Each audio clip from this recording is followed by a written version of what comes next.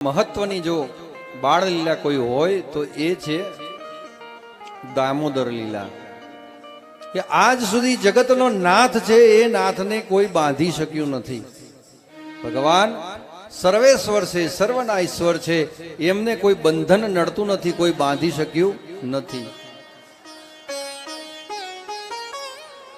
પણ માતા યશોદા હોય છે, યશોદાજીના પ્રેમ અને વાત્સલ્ય ભાવના કારણે ભગવાન એમના હાથે ખાંડણીય બંધાય છે. અને એ જે લીલા છે એને દામોદર લીલા કહેવામાં આવે છે. કે માતા યશોદા હોય છે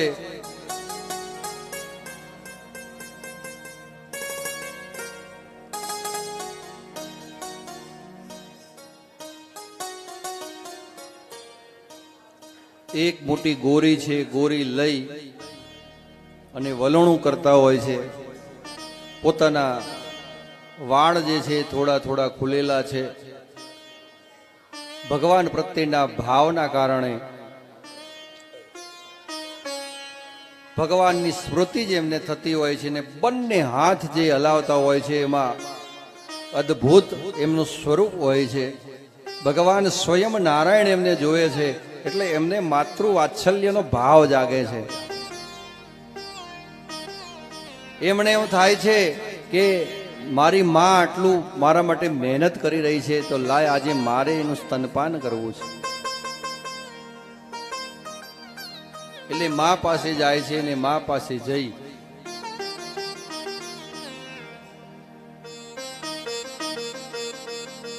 અને માને ભૂખ લાગી છે એમ કહે છે.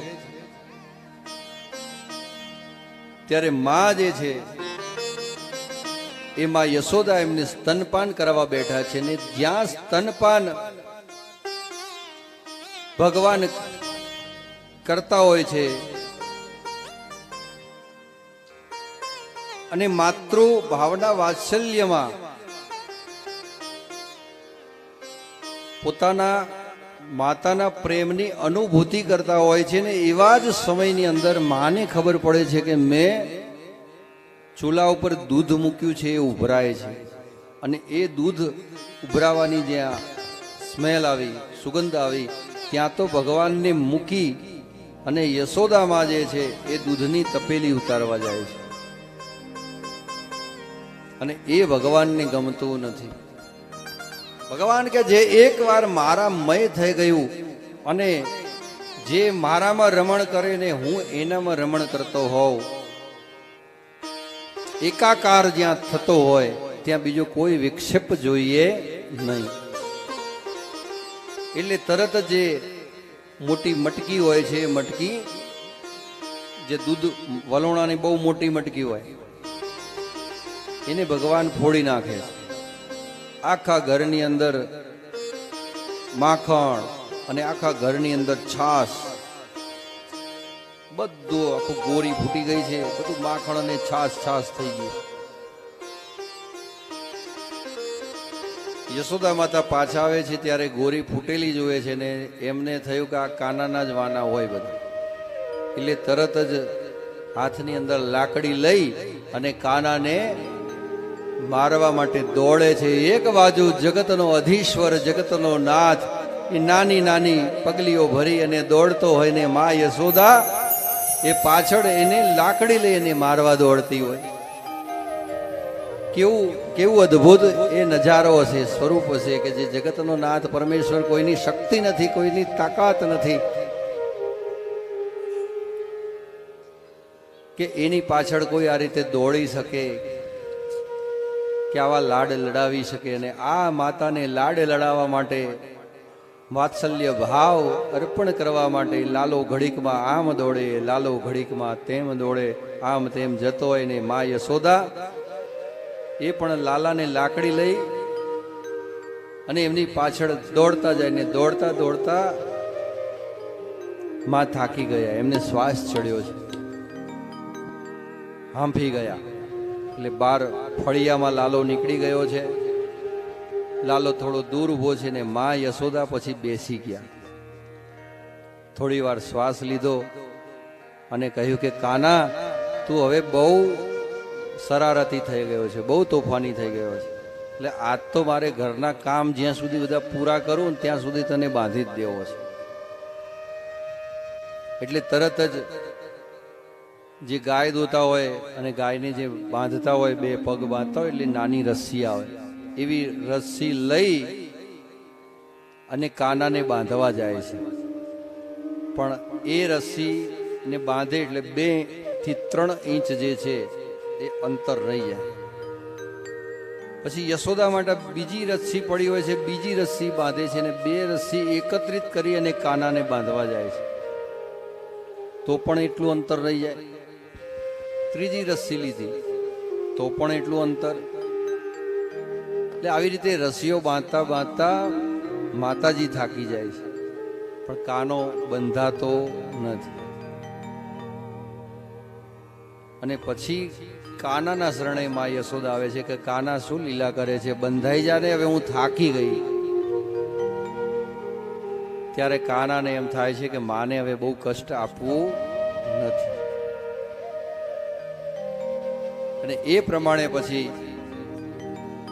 રસ્સીએ બંધાય છે. માતાજી છે રસ્સીથી ખાંડણીઓ પાછળ હોય ને પછી રસ્સીથી બાંધી દે છે. અને એ પોતે કામ કરવા ઘરમાં જાય છે. અને કાનુડો હોય છે ને એ ખાંડણીયાને લઈ અને ધીમે ધીમે ધીમે યમલા અને અર્જુન નામના 2 વૃક્ષ હોય છે ત્યાં જાય છે. એ બંને વૃક્ષોની વચ્ચે જઈ અને ખાંડણીઓ જે હોય છે ખાંડણીયાને અવળું કરી દે છે. અને અવળું કરી અને જોરથી માત્ર એક જ ધક્કો મારે છે. ત્યાં તો મોટા બંને જે વૃક્ષો હોય છે, બહુ જ મોટા વૃક્ષો હોય છે, સીધા ત્યાં ને ત્યાં ધરાશાયી થઈ જાય. જ્યાં વૃક્ષો પડવાનો અવાજ આવે છે ત્યાં તો બધા ગોવાળો છે, બધા પાછા ત્યાં ભેગા થઈ જાય છે કે આ શું થયું. ત્યારે જોવે છે કે યમલા અને અર્જુન નામના બંને વૃક્ષો નીચે પડી ગયા છે.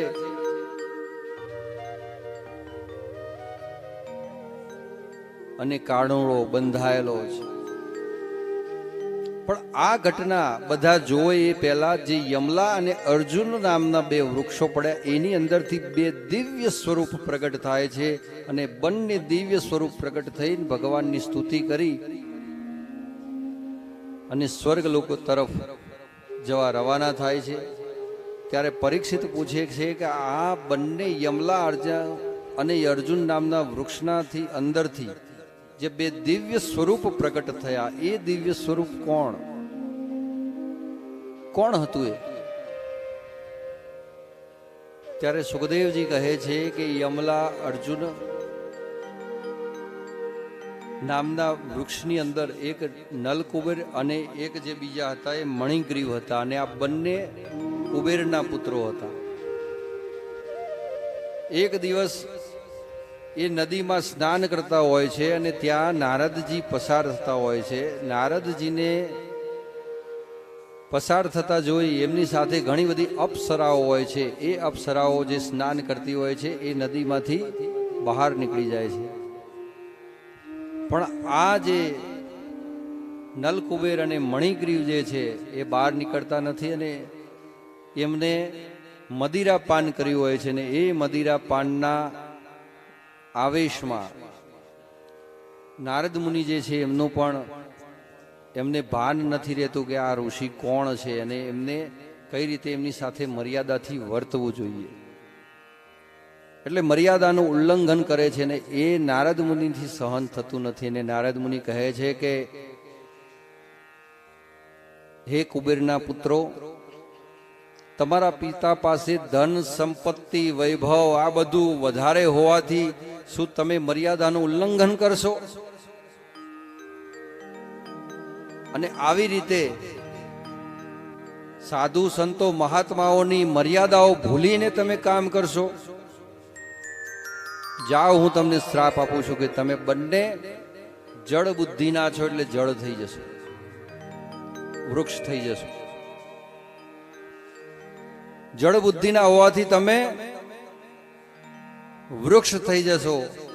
અને પછી જ્યારે નલકુબેર અને મણિગ્રીવને થયું કે આ તો દેવર્ષિ મહર્ષિ દેવર્ષિ નારદ મુનિનો શ્રાપ છે, આ તો કોઈ હિસાબે વિફળ નહીં જાય. એટલે એ બંને જે છે નારદ મુનિના ચરણોમાં પડી જાય છે, અને ચરણોમાં પડી જ્યારે ક્ષમા યાચના કરે છે ત્યારે નારદ મુનિ કહે છે કે દ્વાપર યુગની અંદર ભગવાન કૃષ્ણ જે છે એ ગોકુલની અંદર આવશે, લીલાઓ કરશે. એ વખતે તમે જે વૃક્ષ બન્યા છો યમલા અને અર્જુન, આ બે વૃક્ષની અંદર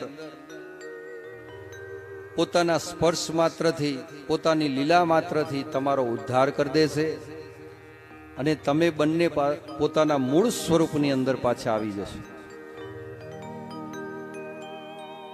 અને એવી રીતે આ નલકુબેર અને મણિગ્રીવ જે છે એનો પોતાના મૂળ સ્વરૂપમાં આવી જાય છે. જ્યારે પછી આ ઘટના પૂર્ણ થઈ, ભગવાનના આશીર્વાદ લઈ નલકુબેર મણિગ્રીવ કુબેર લોક જાય છે, ત્યારબાદ બધા જે વ્રજવાસીઓ આવે છે, જુએ છે કે ભાઈ લાલાને બાંધી દીધો છે. નંદ બાબા આવે છે કે ભાઈ લાલાને આવી રીતે બાંધેલો છે.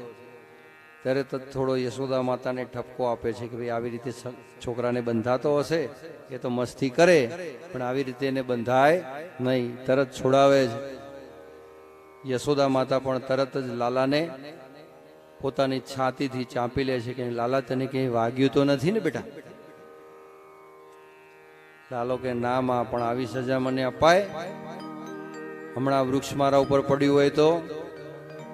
ના ના બેટા, મારા લાલા તને કઈ ના થાય હો, સહેજ પણ ચિંતા ના કરીશ.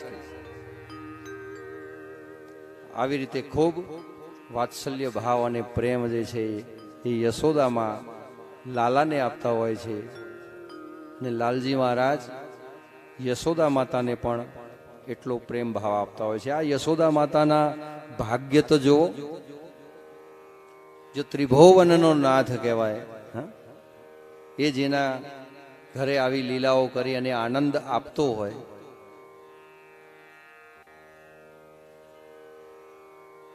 પરીક્ષિત પૂછે છે કે એવું આ યશોદા માતાએ અને નંદ બાબાએ કેવું કાર્ય કર્યું છે કે આટલો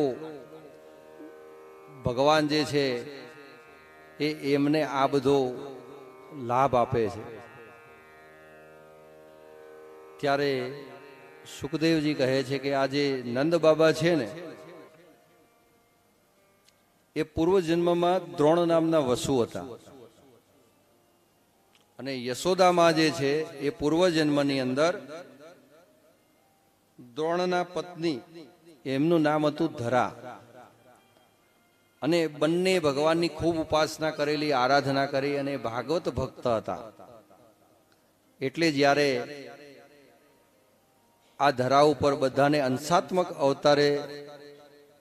અવતરણ થયું, અને બધા અંશાત્મક અવતારે બધા દેવો આવ્યા છે, ત્યારે બ્રહ્માજીને વિશેષ પ્રાર્થના જે છે ને એ દ્રોણ અને ધરાએ કરેલી કે ભગવાનના લાલન પાલન પોષણ એની જવાબદારી વિશેષ રીતે અમને આપવામાં આવે. અને એ સ્વરૂપે નંદ બાબા જે છે એ દ્રોણ નામના વસુ છે, અને એ વસુના ધર્મપત્ની એટલે કે ધરાદેવી એ જ માં યશોદા છે. અને એ પૂર્ણ રીતે લાલાને ખૂબ સારી રીતે લાલન પાલન પોષણ કરતા હોય છે.